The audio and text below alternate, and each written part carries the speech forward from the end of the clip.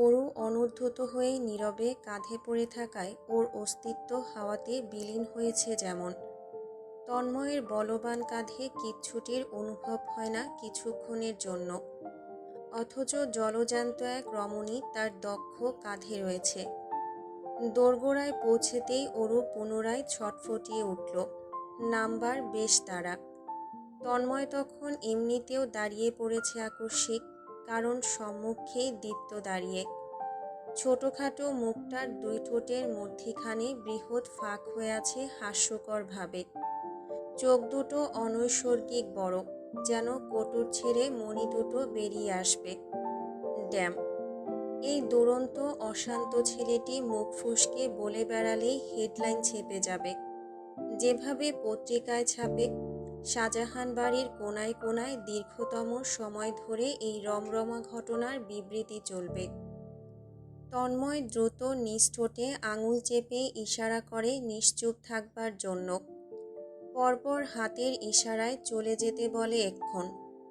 দীপ্ত কিছুক্ষণ হতভম্ব হয়ে থাকলেও এই যাত্রায় মিটিমিটি হাসতে শুরু করেছে। বাচ্চা হাতটা মুখে চেপে রেখেছে। অরুর মুখখানা তখনও তন্ময়ের সুগঠিত পিঠেই অনড়। সে আঙুল দিয়ে গুটিয়ে নামিয়ে দেবার জোরালো প্রতিবাদ চালিয়ে যাচ্ছে। তন্ময়ের গম্ভীর মুখের সামনে কি আর দীপ্তর দুষ্টুমি চলে? দীপ্ত চোখ রাঙানো খেয়ে উদ্যত হয়ে সরে যেতেই তন্ময় অরুকে নামায় কাঁধ থেকে। নেমেই মেয়েটা স্বস্তির শ্বাস ফেলতে পারে না। ব্যগ্র চোখেতে চতুর্দিক পর্যবেক্ষণ করে নেয় তীক্ষ্ণ চোখে। কাউকে না দেখতে পেয়ে তবেই ভেতরে আটকে রাখা শ্বাসটুকু ছাড়ে। সজ্জিত আখিজোড়া দ্বারা ধারালো দৃষ্টিতে চেয়ে মুখ ভেঙিয়ে হনহনিয়ে বেরিয়ে যায়। তন্ময় উদাস এবং হতাশ দুটোই।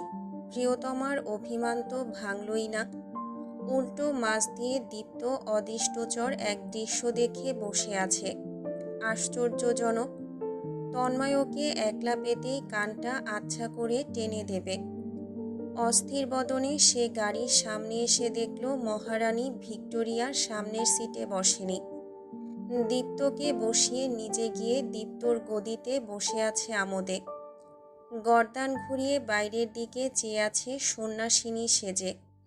এ যেন পূর্ণদৈর্ঘ্য বাংলা ছায়াছবি। নাম অভিমানের বর্ষণ। তন্ময় এক ঝলক দেখে ড্রাইভিংয়ে বসল। সিট বেল্ট বেঁধে গাড়ি স্টার্ট করল। ইতিমধ্যে ফোন কয়েকবার বেজেছে। এই ছোটোখাটো দেহের অভিমানিনী ভিক্টোরিয়ার সাথে আজ একটু দুষ্টুমি করাই যায়।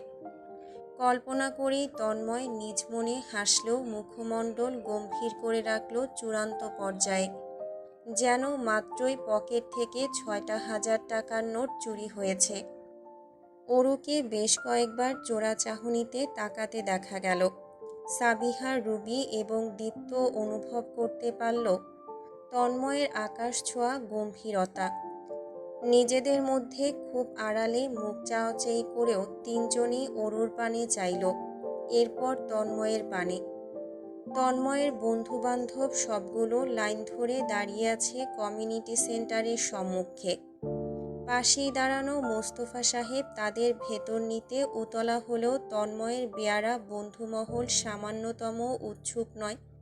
তারা আনন্দে গদগদ স্বরে হেসে হেসে জানাচ্ছে, আঙ্কেল, আপনি যান ভেতরে, গেস্টদের সাথে অ্যাটেন্ড করুন, আমরা তন্ময়ের সাথে আসছি।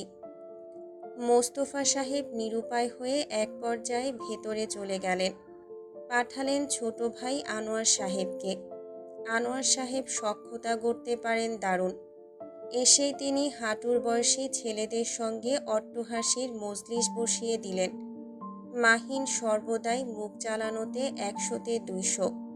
আঙ্কেল, ভাইপুতকে মেয়েজামাই বানিয়ে কেমন বোধ করছেন বলুন তো? আমরা কিন্তু ছোট বোনকে ভাবি বানিয়ে বেশ চমৎকৃত। কাঁধ কাঁপিয়ে চোখ বুজে হেসে ওঠেন আনোয়ার সাহেব। চুপিসারে উচ্ছ্বাসিত গলায় জানান, ফ্যান্টাস্টিক। এতে যেন হইচই পড়ে গেল। পালাক্রমে হেসে দাঁড়িয়েই গল্প চলল মিনিট খানেক। তন্ময় অদূর হতেই সুপরিচিত দেহগুলো দেখে নিয়েছে। বখাটেপনায় উচ্চতম ডিগ্রি হাসিল করা বন্ধুদের সাথে নিজের অতিমাত্রায় সরল শান্ত চাচ্চুকে দেখে তন্ময় ঘাবড়ালো। আল্লাহ মাবুদ জানেন কী সব বকেছে। পার্কিং লট আজ গাড়ি দ্বারা আটসাঁট। কয়েক রাউন্ড ঘুরে ফিরে অবশেষে গাড়ি পার্ক করা গেল। তন্ময় দরজা খুলে বেরোলো প্রথমেই। পেছনের দরজা খুলে সাবিহাকে আলতোভাবে রয়ে শয়ে ধরে ধরে নামতে সাহায্য করল। তারপর ও আর দাঁড়ালো না, বড় বড় পদচারণে এগিয়ে যাচ্ছে আপন মনে। সে ঠিক জানে প্রিয়তমা তার হতবিহ্বল হয়ে চেয়ে আছে। হয়তোবা এই মুহূর্তে ছলছল নয়নজোড়ার দুর্দশা হবার কথাই তো। কখনো ওকে সে একা নামতে দিয়েছে? কথায় কথায় অভিমান করে তন্ময়ের হৃদয় রক্তাক্ত করা এই অভিমানী ভিক্টোরিয়াকে একটা সুইট ডোজ দেওয়াই যায়। এখন দেখার পালা কতদূর নিতে পারে। বেশিক্ষণ নিতে পারলে একটা চমৎকার গিফট আছে। তন্ময় হাসতে হাসতে স্বতঃস্ফূর্ত ভঙ্গিতেই চাচ্চু বন্ধুদের দিকে এগুলো। তন্ময়ের স্বতঃস্ফূর্ততা বেশিক্ষণ টেকসই রইল না। আশ্চর্যজনকভাবেই তন্ময়ের মস্তকের ভেতরে যেন একের পর এক আগুন ধরতে আরম্ভ করল। অয়নের গোষ্ঠী তালিকাতে এত এত চ্যাংড়া ছেলেপুলে কেন? এ কেমন অসভ্যতামি! একটা পরিবারে একই বয়সের এতগুলো নওজোয়ান কেন রইবে? সবই অরুর বয়সের কাছাকাছি, বা ওর চেয়ে 2-3 বছরের বড়। হলরুম জুড়ে বেশ কয়েকটাকেই দেখা গেল ফুলকিবাজ ধাঁচের। এদের চোখের সামনেই অরু স্বাধীন পাখির মতন উঠছে। ব্যস্ত পায়ে এদিক ওদিক ছুটে বড়দের ফরমাইশ খাটছে। রোদ্দুরের মতন ঝলমলে হাসি যেন ঠোঁট থেকে নড়ছেই না। কয়েক প্রকার সাদা বাল্বের আলোতে একটা ছোটোখাটো পরীর বাচ্চাই দেখতে লাগছে। তখন না দেখতে পেলেও তন্ময় এখন সুস্পষ্ট দেখতে পেল। তার কিনে দেওয়া ডায়মন্ডের ছোট নাকফুলটাও পরীর বাচ্চা পড়ে আছে। অয়নের বড় চাচার ছেলেটার দৃষ্টি অরুতে নিগুড়ভাবে সেটে আধ ঘন্টা ধরে। তন্ময় আলাপের মধ্যেও অন্যমনস্ক হচ্ছে। অতিথি আপ্যায়ন করাও অস্বস্তিকর হয়ে দাঁড়িয়েছে। এত জ্বলন বোধহয় সে ইহজন্মে অনুভব করেনি কখনো। মনে হচ্ছে বুকের ভেতরটা জ্বলে পুড়ে ছারখার হয়ে যাবে। আগুনে তরল ঘি ঢালতে মাহিন শীর্ণস্বরে ফিসফিস করে বলল, অরুর জন্য কয়টা বিয়ের প্রপোজাল পাস আমায় জানাতে ভুলিস না কিন্তু। রিয়ান একই রকমভাবে পূর্বের ন্যায় সুরে সুর মেলালো। গুনে গুনে বলিস? তন্ময় চিবিয়ে চিবিয়ে জবাবে বলল, তোদের আমি কাঁচা খাবো। সৈয়দ দুষ্টু হাসল। বন্ধুর কাজ জড়িয়ে বলল, এত চেতিস কেন? চুল পাইকা যাইব। তন্ময় নীরব রইল। ওদের লেগ পুলিংয়ের শিকার সে আজ নতুন নয়। তবে মাহিনের ঠাট্টা মেশানো বাক্যটুকু পড়তে দেরি সত্য হতে দেরি হয়নি। তন্ময় জবেদা বেগমের ডাকে পূর্ব দিকের পঞ্চম সারির দিকে এসে পৌঁছায়। মূলত তার পরিচয় করিয়ে দেবেন। এর পূর্বেই চেয়ারে বসা অয়নের মেজমামি উৎসুক কণ্ঠে অরুর জিজ্ঞাসাবাদ চালাচ্ছেন। প্রত্যুত্তরে জবেদা বেগম শুকনো মুখে হাসেন, আর চোখে দেখেন তার ছেলে ভোঁতা মুখে দাঁড়িয়ে আছে। ভদ্রমহিলা সেখানেই থেমে রইলেন না। ইনিয়ে বিনিয়ে নিজের ছেলের সম্পর্কে বিবৃতি দিতে ব্যগ্র হলেন। ছেলে মাস্টার্সে পড়ছে, ভবিষ্যৎ ইঞ্জিনিয়ার, পিএইচডি করবে ইউএসএতে। লম্বা প্যাচাল। তন্ময় কাট কাট গলায় থামালো ভদ্রমহিলার আলাপ। আমি ওর হাজবেন্ড। ভদ্রমহিলা এক প্রকার চেঁচালেন, জি? তন্ময় নির্বিকার, ওরও আমার ওয়াইফ, শি ইজ ম্যারিড। বাক্যটি তন্ময় উঁচু গলায় ডিক্লেয়ার করে দিল। আশেপাশে সমাগত সবাই শুনে আশ্চর্য কিংকর্তব্য বিমূঢ়। কারণ সবাই জেনে এসেছে তন্ময় আর অরু ভাই বোন। ওদের একান্তগত বিয়ের বিষয়টা এখনো অপ্রকাশিত। অয়নের মামির মাথায় ছোটোখাটো একটা বজ্রপাত পড়ল। তবে পর মুহূর্তেই তিনি হেসে আশীর্বাদ দিতে দিতে মুখে ফেনা তুলে ফেললেন। তাতেও তন্ময়ের রাগ নিভল না। উপরিভাগে ভদ্রসভ্যভাবে হাসলেও রাগান্বিত সে দীর্ঘ সময় দাঁড়ালো না, সরে এলো। তার বইয়ের দিকে নজর। এত বড় স্পর্ধা! ক্যামেরাম্যান, ফটোগ্রাফার আনা হয়েছে। অয়ন সাবিহার আক্তের প্রিপ্ল্যানিং ভিডিও ধারণ করা হচ্ছে ক্যামেরায়। এরপর তোলা হয়েছে দারুণ সব ছবি। আংটি পরানোর সময় সে কি উচ্চস্বরের হইচই! সবশেষে শাহজাহান পরিবারের প্রত্যেকটি সদস্যকে একই ফ্রেমে বন্দি করা হবে। এর জন্যই স্টেজে উঠছে একে একে সবাই। তন্ময় দেখল অরু দ্রুত আনোয়ার সাহেবের পাশে গিয়ে দাঁড়িয়েছে। এতে যেন তার রাগটা মাথায় ভালোভাবে চাপল। এত নির্দয়ী মেয়েটা! তন্ময় কি ডোজ দেবে? তন্ময় কি নিয়মিত ডোজ দিচ্ছে? আজ তো মিনিটে মিনিটে। মোস্তফা সাহেবের ডাকে তন্ময়ও উঠে এলো স্টেজে। অরু আর চোখে চাইতেই চোখাচোখি হলো। অরু তড়িত দৃষ্টি ফিরিয়ে নিল, যেন মাছ চুরি করা বেড়াল ধরা পড়েছে। তন্ময় গিয়ে দাঁড়ালো অরুর পেছনে। দেখতে পেল অরুর কম্পিত দেহখানা। কাছ থেকে দৃশ্যটুকু সুস্পষ্ট বড্ড। লম্বা খোলা কালো চুলগুলো এক নজর দেখল। সুন্দর ঘ্রাণ আসছে নাকে। আকস্মিক সে হাত বাড়িয়ে অরুর কোমর ছুঁল। পাঁচ আঙ্গুলের থাবা বসিয়ে এক মুহূর্তেই টেনে নিজের পাশে নিয়ে এলো দেহটি। এত দ্রুত এবং শব্দহীন যে কেউই কিছুটি উপলব্ধি করতে পারল না। অরু আশ্চর্যের সপ্তমে, চেঁচাতে গিয়েও ভাগ্যক্রমে চেঁচায়নি। তন্ময়র পাতলা কোমর শক্ত হাতে জাপটে নিজের পাশে লেপ্টে নিল। ঊর্ধ্ব চোখে এক পলক চেয়ে ক্যামেরার পানে চাইল। ফটোগ্রাফার তখন বারংবার সবাইকে আদেশ ছুটছে ক্যামেরার পানে চাইতে। শব্দ করে ছবি তোলা হলো কয়েকবার। অরু যেন তন্ময়ের ক্ষোভ বুঝে নিয়েছে। বেচারি ভয়ে এইটুকুন মুখ নিয়ে দূরে দূরে পালিয়ে বেড়াচ্ছে। ধারের কাছে ভিড়ছে না। সেখান থেকেই আড়ে আড়ে চাইছে। রাত 1:45-এ অনুষ্ঠান শেষ প্রান্তে পৌঁছালো। সবাই তখন পার্কিং এরিয়াতে দাঁড়িয়ে। বিদায় নিয়ে যে যার মতন গাড়ি চড়ে বেরিয়ে যাচ্ছে। শাহজাহান বাড়ির প্রত্যেকেই তখন দাঁড়িয়ে হাসি মুখে বিদায় জানাচ্ছে, সময় নিয়ে। পার্কিং এরিয়া ফাঁকা হতেই মোস্তফা সাহেব গাড়িতে উঠে বসেছেন। ভদ্রলোক ক্লান্ত হয়ে পড়েছে। ঘণ্টা ধরে দাঁড়িয়ে আপ্যায়ন করা তো চারটিখানি কথা নয়। একে একে বাকিরাও উঠে বসছে। তন্ময় এগিয়েছিল অরুকে আটকাতে, তবে সম্ভব হয়ে ওঠেনি। তাকে আসতে দেখেই ও দ্রুত আনোয়ার সাহেবের পাশেই চড়ে বসেছে। বিরক্ত তন্ময় ড্রাইভিংয়ে উঠে বসে। মেন রোড দিয়ে যাওয়ার পথে অয়নের গাড়ি পাশ দিয়ে পাল্লা ধরে চলছে। শহুরে রাস্তাঘাট তখন কুয়াশায় ভেজা আচ্ছাদিত। দূর দূরান্ত শুধু মেঘেদের বাড়ি বলে মনে হয়। এ সময় গাড়িও সাবধানে চালাতে হচ্ছে।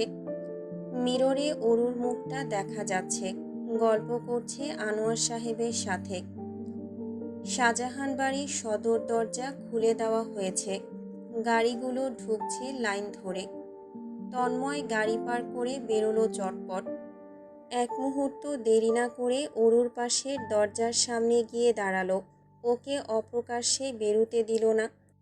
আনোয়ার সাহেব, সাবিহা, দীপ্ত বেরিয়ে যেতেই অরুকে বেরুতে হলো একই দরজা দ্বারা। বেরিয়ে সে হতভম্ব।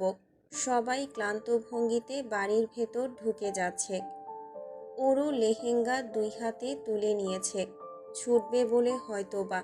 তন্ময় দিলে তো। সে ইতিমধ্যেই সামনে এসে দাঁড়িয়েছে।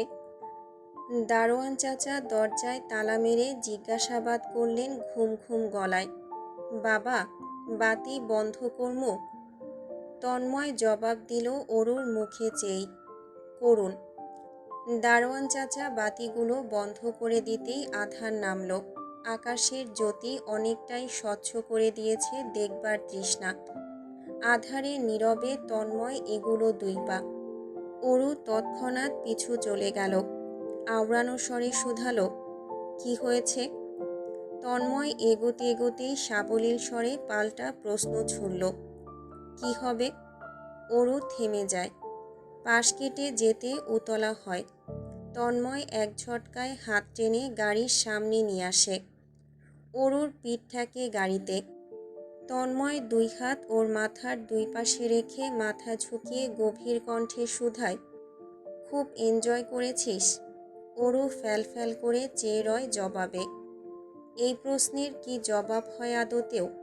তন্ময় জবাবের আশাতে রয়ও না। আমি এনজয় করিনি, একটুও না। Now it's my turn to enjoy. এরপর এক ভূমিকম্প বয়ে যায় ওষ্ঠতে ওষ্ঠদ্বয়ের, গভীর থেকেও গভীরতম স্পর্শের। সব কিছু নীরব শান্ত। কিয়ৎক্ষণ পরেই আনোয়ার সাহেবের ডাক শোনা গেল। হঠাৎ ডাকে অরু হকচকাল, চোখ মেলে চাইল। তন্ময়ের প্রশস্ত বাহু থেকে ছাড়া পেতে মরিয়া হয়ে উঠল। তন্ময় ছাড়লে তো? সে শান্ত না হওয়া পর্যন্ত কোনো ছাড়াছাড়ি নেই। আলগোছি ওকে জাপটে নিয়েই সরে গেল পেছনটায়। প্রেম, ভালোবাসা, জ্বলন্ত মন অথবা মনের ব্যাকুলতা প্রকাশের অন্যতম মাধ্যম এক নিবিড় দৃঢ় গভীরতম ওষ্ঠদ্বয়ের চুম্বন। হৃদয়ের সব বোঝাপড়া মিটিয়ে নিতে এর চেয়ে আবেদনময়ী কোনো মাধ্যম জানা আছে বলে মনে হয় না। তন্ময় তো দীর্ঘ সময় শুধু এক চুমুতেই সীমাবদ্ধ থাকতে পারবে। অবশ্য এখনকার চুমুর স্বাদ অনেকটাই পৃথক। দিব্যি তার মুখে সীমাহীন লিপস্টিক প্রবেশ করেছে। হয়তোবা তার ঠোঁটের চারিপাশ ভরে আছে লিপস্টিকে। সে অনুভব করতে পারছে। ঘরে যাওয়ার পূর্বে ভালোভাবে মুছে নিতে হবে। তার পিতা ওরফে শাহজাহান মোস্তফা সাহেব দেখে নিলে আর রক্ষে রবে না। গাড়ির সাথে আটকে রাখা অরুর দেহখানা ভয়ে এখনো জড়সড়। আনোয়ার সাহেবের হঠাৎ ডাকে ভীত হয়েছে বেশ। হাড় কাঁপানো শীতল রাতের প্রাণীকুল ডাকছে মিহি স্বরে। সেই ডাকের সুর কর্ণগোচর হতেই গা কাটা দিয়ে ওঠে। শিরশিরে অনুভূতি হয় শিরদাঁড়া বেয়ে। সুউচ্চ প্রাচীর ঘেঁষে ওঠা নারিকেল গাছটির মাথার উপরে উজ্জ্বল চাঁদটা বসেছে। চাঁদের চতুর্দিক জুড়ে ছোট বড় নানা প্রকার নক্ষত্রের বসতি। বহমান হাওয়ার স্পর্শ তুলতুলে নরম হলেও শীতের মাত্রা দ্বিগুণ ধাপে বাড়িয়ে দিচ্ছে। পার্কিং জায়গাটিতে চাঁদের জ্যোতি পড়েও যেন পড়ছে না। কেমন নিশীথ নিবিড় সবটা। চাঁদের সবটুকু নিংড়ানো জ্যোতি যেন বাগানের দুর্বাঘাসে লুটোপুটি খাচ্ছে। সেথায় এক নজর চাইল তন্ময়। আনোয়ার সাহেব সেই পর্যন্ত এসেই ফিরে গিয়েছেন। কি ভেবেছেন কে জানে, হয়তোবা তাদের অস্তিত্ব বুঝে নিয়েছেন। আধারেও তন্ময় ঠিকই দেখল প্রেয়সীর ছলছল চোখের চাহনি। টলমলে রক্তিম আখি জোড়াতে কাছ থেকে নিগুড়ভাবে চেয়ে সে দুই গাল ভরে হাসল। হাসির ছন্দে কাঁপল তার পুরুষোচিত শক্তপোক্ত বুক। সেই বুকে পিষে থাকা ছোটোখাটো শরীরটাও যেন কম্পন অনুভব করল। সাধারণত তন্ময়কে এভাবে হাসতে দেখা যায় না। দেখা গেল কয়েকবার। সেই কয়েকটিবার হাতের আঙুল দ্বারা গুনে ফেলা সম্ভব। তারই জীবন্ত হাসি মোস্তফা সাহেব খুব করে ভালোবাসেন। ছেলেকে হাস্যোজ্জ্বল দেখতে চাওয়া তার সরল মনের কথাগুলো একদিন আকস্মিক অপ্রস্তুত তন্ময় আড়াল হতে শুনেও ফেলেছিল। অবশ্য শুনেই যে জানতে হবে এমন নয়। সম্মুখীন মানুষটির চোখ মুখ আদল আচরণ দেখলেই বুঝে নেওয়া যায় তার মনের কথা। যেমন এই যে তার অরূপ, ওর গভীর চোখের ড্যাব ড্যাব করে তাকানোই সব বলে দেয় তাকে। ওর মুখের আদল বলে দেয় ওর মনের কথা। চোখজোড়া জানিয়ে দেয় ওর আকাশসম মুগ্ধতার কথা। বুঝিয়ে দেয় ও মোহিত তার প্রতি। ডুবতে বসেছে তার প্রণয়ের নদীতে। তন্ময় ভ্রুদয় দারুণ কায়দায় দুলিয়ে দুষ্টুমির সুরে প্রশ্ন করে, কাঁদছিস কেন? অরু চূড়ান্ত আশ্চর্য হয়। এহেন প্রশ্নটি যেন সে আশা করেনি। নাক ফুলে ফেঁপে ওঠে। রাগিত গলায় পাল্টা শুধিয়ে বসে তৎক্ষণাৎ, আপনি আমার হাত মুষড়ে ধরেছেন কেন? তন্ময় তখন ওর মসৃণ হাত দুটো পিঠে বেঁকিয়ে ধরেই রেখেছিল। এবারে বাঁধন দৃঢ় করল, আরও গাঢ়, গভীর আলিঙ্গনে এনে বেশ সাবলীল স্বরে স্বীকারোক্তি করে ব্যথা দিতে। এমন প্রত্যুত্তর আশা করেনি বলেই হয়তোবা অরুর চোখজোড়া বড় বড় হয়ে আসে, আহত হয়।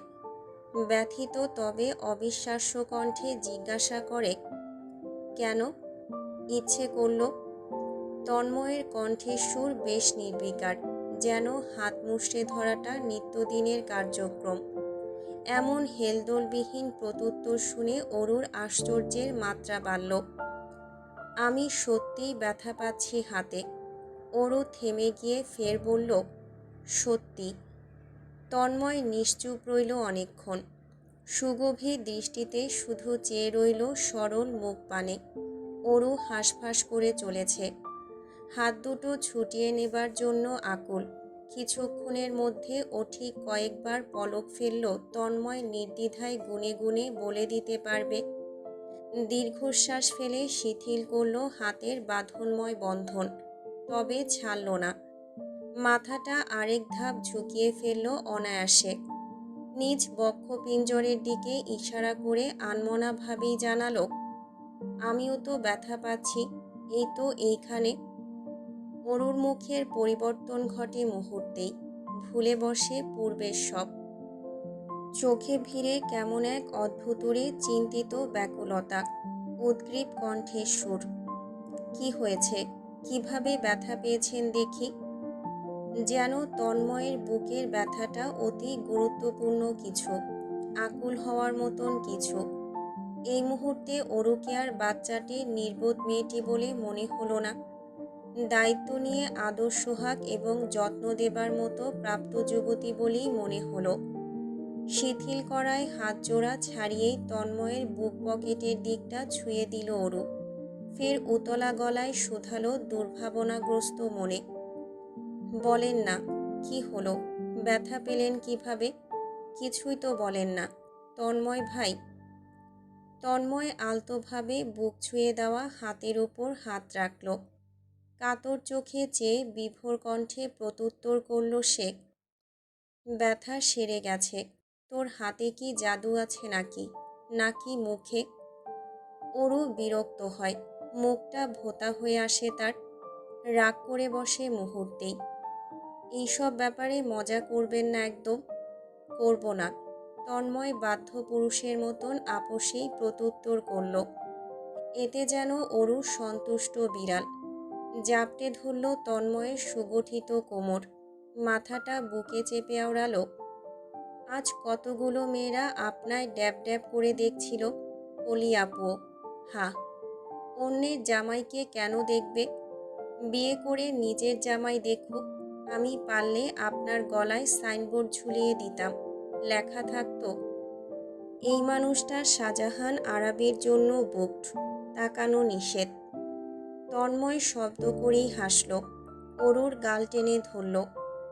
সাইনবোর্ড লাগবে কেন? তুই কোলে উঠে থাকলেই তো হয়, সবাই জেনে যাবে, নোটিশ লাগবে না। অরুকে ফিসফিস করতে শোনা গেল, আমি এত নির্লজ্জ কিভাবে হব? আদর করি না বলে তো ঠিক অভিমান করে এড়িয়ে বেড়াচ্ছিলি, আবার আদর করলেও নড়াচড়া করে বেড়াস, পালাই পালাই করিস। অরু তাড়াহুড়ো করে বলে উঠল, ছাড়ুন, সবাই কি ভাববে? বাবা খুঁজেও গেলেন একবার। বলেই অরু যেতে উতলা হলো। তন্ময় দ্রুত হাত ধরে ফেলল, চুপচাপ দাঁড়া। কোনো দিকেই খেয়াল থাকে না মেয়েটার। তন্ময় ওর ওড়নার শেষাংশ হাতের মুঠোয় নিয়ে ব্যস্ত হলো নিজের ঠোঁটের বহিরাংশ মুছতে। লাল টকটকে লিপস্টিক স্টেইন, আদতে উঠবে? তন্ময়ের মন সংকীর্ণ হলো মুহূর্তেই। পুরোপুরিভাবে উঠবে বলে তো মনে হচ্ছে না। কয়েকবার ঘষা মাজা করেছে সে, তবুও লালচে আভা ছড়িয়ে আছে। এক দেখাতেই যা বোঝার বুঝে নেবে সবাই, এক্সপ্লানেশন দেবার প্রয়োজন পড়বে না। এখন লিভিং রুমে কেউ না থাকলেই হয়। সবাই যেন নিজেদের রুমে সুগভীর তন্দ্রায় নিবিষ্ট হয়। ভাগ্যক্রমে তন্ময় নিরাশ হয়নি। বাড়ির ভেতরটা নীরব। ক্লান্ত সবাই নিজেদের রুমে চলে গিয়েছে ইতিমধ্যে। লিভিং রুম ফাঁকা। অরু লাজুক মুখে ওড়না চেপে ছুটেছে নিজের রুমের দিকে। আজকাল আর তন্ময় নিজের রুমের দরজা লক করে রাখে না। ইচ্ছে হয় না। সম্ভবত তখন ভোর। অনুভব করল খুব আলতোভাবেই একটা উত্তাপ দেহ তার কমফোর্টারের ভেতরে ঢুকে পড়েছে অনায়াসে। তার সাথে লেপ্টে শুয়েছে। আধো ঘুমের মধ্যেও তন্ময় এই শীর্ণ দেহের অস্তিত্ব চেনে, খুব করে জানে। এই শরীরের প্রত্যেকটি অঙ্গে তার সিলমোহর রাখা, কিভাবে না চিনবে। আদুরে ভঙ্গিতেই দুই হাতে অরুকে নিজের উন্মুক্ত বুকে জাপটে নিল। ঘুমন্ত চোখে কোনো রকমে চাইল। রুম অন্ধকার। আধারেতে অরুর স্নিগ্ধ মুখের দেখা মিলল না। নিস্তব্ধতা ভেঙে কর্ণগোচর হলো অরুর মৃদু শ্বাস প্রশ্বাসের ধ্বনি। তন্ময় গভীর স্বরে শুধালো, ঘুমাসনি কেন? কয়টা বাজে? অরু আরও নিবিড় গভীরভাবে ঢুকল তন্ময়ের বক্ষস্থলে। ঘুম ভেঙে গেছে। দুঃস্বপ্ন দেখেছি। দেখলাম আপনি আমার জন্য কাঁদছেন, তাই চলে এলাম। তন্ময় মৃদুস্বরে হাসল ঘুমন্ত কণ্ঠে। আমি নাকি তুই? আপনি আমি একই তো। বাড়িতে বিয়ের আমেজ, হৈ হুল্লোড় লেগেই আছে। তবে তন্ময় বসে থাকতে পারছে না। নিত্যদিন সে অফিসে ছুটছে। মোস্তফা সাহেব গতকালও বলেছেন কদিন অফিসের কাজটা বাড়িতে সেরে ফেলতে। তবে তন্ময় তা মান্য করতে পারছে না, সম্ভব হচ্ছে না। বিয়ের ঝামেলাটা মিটিয়েই তার ঢাকার বাইরে যেতে হবে, কাজের সূত্রে। বিষয়টা অরু জানলে বেশ হাইপার হবে, সঙ্গে যেতে ঝামেলা করবে। তাই সম্প্রতি বিষয়টা চাপা রেখেছে। আজও সে 7 সকালে এসে পৌঁছেছে অফিসে। 4টা মিটিং শেষ করে যখন 6 তলায় নিজের সুবিশাল চেম্বারে এসে বসল, তখন ঘড়ির কাঁটা 2:20। এখনও তার লাঞ্চ করা হয়নি। করার সম্ভাবনা দেখাও যাচ্ছে না। বাড়িতে ফিরতে হবে সন্ধ্যার মধ্যে। আজ সাবিহার ঘরোয়া মেহেদি অনুষ্ঠান। পকেটে লিস্ট আছে বেশ কিছু জিনিসপাতির। এসব কিনে ফেলতে হবে সন্ধ্যার পূর্বে। বাড়ির দুয়ার পেরোতেই হবে মাগরিবের আজান পড়তেই। ট্রান্সপারেন্ট থাই গ্লাস ভেদ করে দুপুরের রোদ্দুর ছুঁয়েছে অফিস ফ্লোরে। ম্যানেজার সুমন টেবিলের পাশে দাঁড়িয়ে আছে ফাইল হাতে। তার অস্তিত্ব যেন শূন্যে। তার হাতে 4টা পাতলাটে ফাইল। 4টা এসে আলগোছে রাখল তন্ময়ের সামনে। ইতিমধ্যে তন্ময় ব্যস্ত চোখে দেখছে নীলরঙা ফাইলটা। হৃদয়ের মধ্যিখানে গুনে গুনে 4টে ভাঁজ পড়েছে। ম্যানেজার সুমন চোখ মুখ বুজে ফেলেন জানাশোনা ভঙ্গিতে। তৎক্ষণাৎ তন্ময়ের গুরুগম্ভীর ধমক পড়ল। একটা 12 পৃষ্ঠার ফাইলে এতগুলো বানান ভুল। প্রুফরিড কি বসে বসে আমি করব? টিম রাখা হয়েছে কি ঘাস খেতে? আপনারা ঘাস খান, আমি বসে প্রুফরিড করি নাকি? ম্যানেজার সুমন ফাইলটা দ্রুত হাতে তুলে নিলেন। লাঞ্চ বক্সটা এগিয়ে দিলেন সযত্নে। স্যার, লাঞ্চ করে নিন। পরে করব, আপনি করে নিন গিয়ে। তন্ময় না চেয়েও আদেশ ছুড়ল। পকেটে তার একান্তগত ফোনটা ভাইব্রেট হয়ে চলেছে সমানে। ম্যানেজার সুমন বেরোতেই স্মার্টফোনখানা বের করল সে। হোয়াটসঅ্যাপের নোটিফিকেশন দিয়ে ভর্তি লক স্ক্রিন। অরু সহস্র মেসেজ করে রেখেছে। শেষের ভয়েস রেকর্ড শুনতেই তার গম্ভীর মুখ নরম হয়ে আসে দৃশ্যমান রূপে। ঠোঁটের কোণে এসে জমে মৃদু হাসির রেখা। তার জীবনের সব অশান্তি ক্লান্তি যেন ওর সামনে হারিয়ে যায়।